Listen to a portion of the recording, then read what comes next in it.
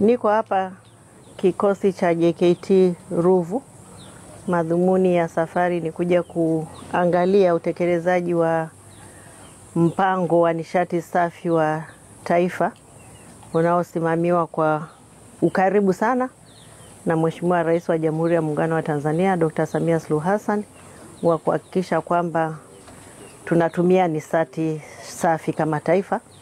Na kama mnavyofahamu, kuna maelekezo kwamba taasisi zinazolisha zaidi ya watu 100 zifikie 100% ya kutumia nishati safi, na kuna muda uliowekwa maalum kwamba kufika mwisho wa mwezi huu wa 4 tuwe tumefikia hatua hiyo, na sisi ni miongoni mwa taasisi zinazolisha zaidi ya watu 100, hususan vikosi vya JKT, lakini hata maeneo mengine ya Jeshi la Ulinzi la Wananchi wa Tanzania.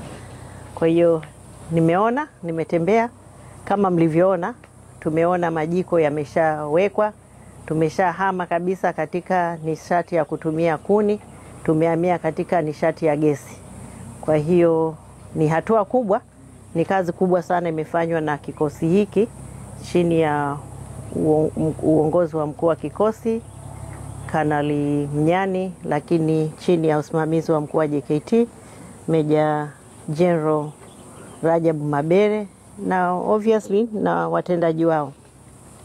Kinachofurahisha ni kwamba wamefanya kazi kubwa, tunawapongeza sana, lakini pia tumejifunza kwamba katika kazi hii kubwa mafanikio ni mengi zaidi ya kulinda mazingira, kwa sababu pamoja na kulinda mazingira pia kumekuwa na uokoaji wa fedha kiasi cha takriban bilioni 7. Hiki ni kikosi kimoja. Sasa ukipiga hesabu kwa vikosi vyote Tanzania nzima, saving itakuwa kubwa sana. Kwa hiyo nitoe tu wito kwa wote wa Tanzania wote kuelewa kwamba tunalinda mazingira, lakini pia tunaokoa rasilimali fedha ambazo tunaweza kuzitumia kwa ajili ya shughuli nyingine. Kama ni taasisi, shughuli zingine za kitaasisi, lakini hata kama ni mtu binafsi, shughuli zako zingine. Lakini kama mnavyoona hapa tulipo sasa hivi ni sehemu ambayo pia kuna zoo, na hii ni ubunifu wa vikosi vyetu, kwa sababu pamoja na kwamba vikosi vinahudumiwa na serikali, lakini rasilimali hazitoshi. Kwa hiyo ili kuweza kuongeza kipato kunakuwa na ubunifu mbalimbali. Ubunifu mmoja wao ni huu hapa wa zoo. Kuna wanyama wazuri kabisa. Niwakaribishe Watanzania wote na wasio wa Tanzania waje watembelee, wafurahie huu ubunifu uliowekwa hapa. Lakini pamoja na hayo, kwa kuzingatia kwamba hiki ni kikosi cha muda mrefu sana, wana shughuli nyingi sana ambazo wanazifanya. Wana shughuli za kilimo, shughuli za uvuvi, shughuli za uvuvi wote wa wanyama, lakini uvuvi wa samaki.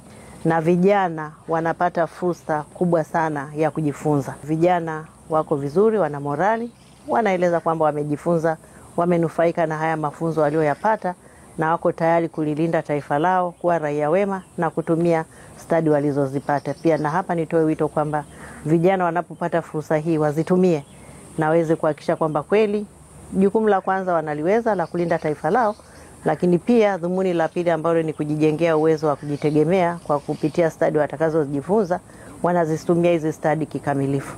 Niishie hapa tu, na kwa kumshukuru Mheshimiwa Rais wa Jamhuri ya Muungano wa Tanzania Dr. Samia Suluhu Hassan kwa maono yake mapana, kwa sababu maono ya kusema kwamba tuondoke kwenye nishati chafu na kwenda nishati safi, baadhi waliona kama ni ndoto ambayo haiwezi kutekelezeka.